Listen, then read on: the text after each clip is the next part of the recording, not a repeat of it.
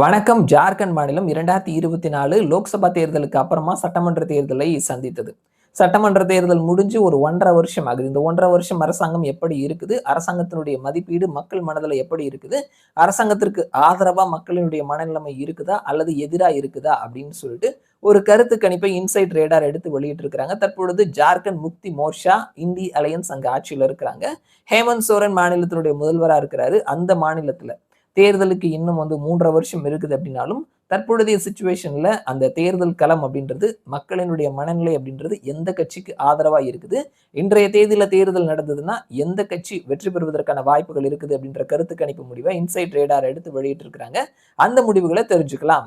மொத்தமா இருக்கக்கூடிய 81 இடத்துல 41+ இடங்களை பிடிப்பவர்கள் மெஜாரிட்டியோட ஆட்சி அமைப்பார்கள். பிஜேபி, என்டிஏ கூட்டணி 38லிருந்து 44, ஜேஎம்எம், இண்டி கூட்டணி 32லிருந்து 38, மற்றவர்கள் 3லிருந்து 4. ஸோ என்டிஏ மேக்சிமம் சீட் பிடித்தார்கள்னா 44 அவர்களுக்கான வாய்ப்பு இருக்குது. மெஜாரிட்டியை தாண்டி போறாங்க.